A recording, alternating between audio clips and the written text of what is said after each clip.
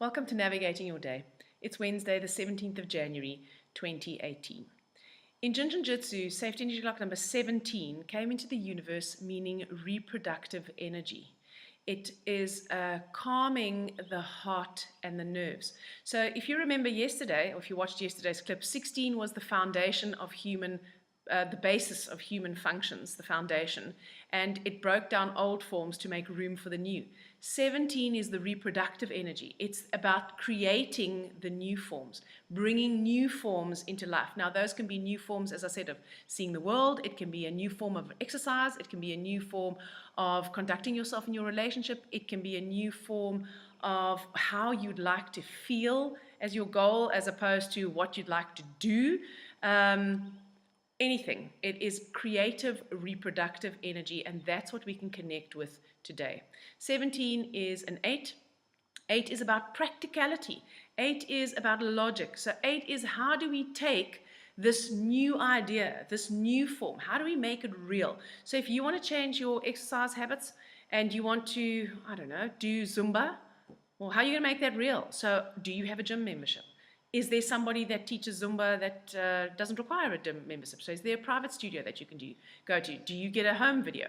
How are you going to do it? Practical. So 8, the energy of the 8 gives us access to practical solutions. 8 is a very strong earth number. 8 is very calming. 8 is very much about getting the job done. So 8s will see things through to the end. So today is a really good day for finishing up projects. For that you've been procrastinating about for weeks, today is a good day for that, right? Today is a good day to actually just get it done, because the energy of the 8 really drives us to that. And when we have 100 things, or we think we have 100 things that are floating around that we have procrastinated about, that it's like getting your taxes done, for example, right? It's not something that you necessarily enjoy, but it's something that has to be done. If you've been putting it off, today is a good day to actually do that, because the energy of the day drives us in that direction. And all those things that we leave undone are going to stress us. So when you get them out of the way, the 8 actually feels much better. The 1, 8, sorry, I was just so safe. So for 8s, the job has always got to be done, and 8s don't seem to actually want praise, and they don't seem to need praise, because they're like the steady rock, right? And that's very much the energy that is up there today. 1, however, the energy of January, is very much about, look at me, I'm radiant. Not look at me in a I'm not enough kind of way. I radiate such energy that you can't help but see my shine, because the 1 helps us to access our inner leader, our potential leader. And our leader is not the one about, well, it can also help us access our inner bossy person, right? So when you feel a need for control and you want to control others by bossing them, that's an ego need, right? And that's usually coming from a place of insecurity or not enough. But when you are radiating and you are a natural leader and people just follow, that is a true integration of that energy of the 1. 1 is an air number, so it's about analyzing. So 8 is an earth number, it's about practical, it's about application. 1 is an air number, it's about creativity and thinking and analyzing. So the creativity of the 1 can help to spur this reproductive energy of the 17, which is the 8 today. The 2 is about nurturing. It is a water number. It's about being in the heart. So we can be practical, we can be creative, and we can also add the emotion to it in an integrated way.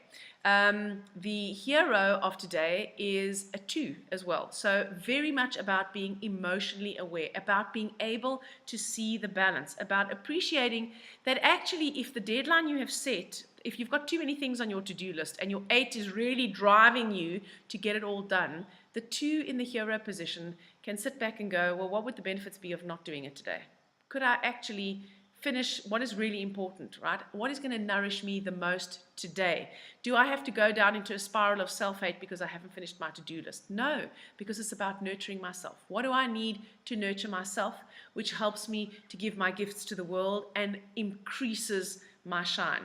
The villain of today is the 1.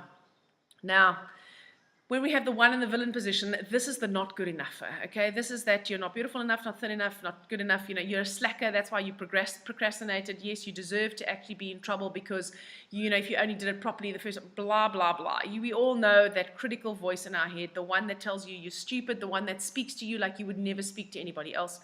And when we allow the critical voice in our head to actually have power, I'm not saying if we listen to it with awareness. If we listen to it with awareness, it loses its power. If we try to ignore it, it just gets louder. And if we give in to it, it sucks us down into a spiral of negativity. So that critical voice says to you, who are you? What shine do you have? You don't matter. Your job here is just to make other people happy. So if you're aware of it, you can listen to it. You can let it speak. Imagine that it's a separate entity, because actually it's a part of you. It's not who you are at your essence. So, okay, let it speak, let it have its say, and then just ask yourself, is that the truth? Is that the only possible truth? Now, you might go, yes, I am dumb and stupid. Well, think of someone who loves you. What would they say? So is that their truth? No, probably isn't. And all you have to do, you don't have to make up another wild story about how amazing you are and a million positive affirmations, because that's just a lie if you don't think that you're amazing, right? So that doesn't help. You just have to accept that there could be an alternative story to what that voice in your head is telling you. And the minute you do that, you create a gap of awareness. And in creating the gap of awareness, you give yourself a choice. How do I want to feel? How's this making me feel? It's making me feel crap. How do I want to feel? Well, I want to feel more whole. Right, so what can I do right now that could possibly make me feel more whole? Well, maybe what you could do is you could message one of those people who you know does love you and say to them, oh, I'm having one of those I hate Loretta days. Do you think you could make me feel better? And you know what? They will. So please be aware of that negative voice in your head. Now, I've banged on for so long, I can't remember which finger we have to hold again. I'm really having a problem with that this week, right? So let me just have a look, because I did actually write it down. Safety block number 17 is on the ring finger. And when we hold the ring finger, we harmonize our lung and large intestine organ function energy. That means we help ourselves to eliminate and to detoxify and just let some of that negativity that we direct towards ourselves go. We also connect to the emotions of sadness and grief, because that's what letting go is. Letting go. Some of us actually stay mired in negativity, only not because we like it, not because we enjoy being in pain, but because it's familiar.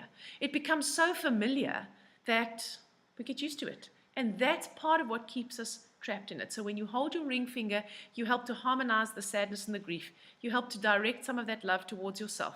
And you help to move yourself into that place of feeling better. I hope you have a wonderful day, and I'll speak to you again tomorrow.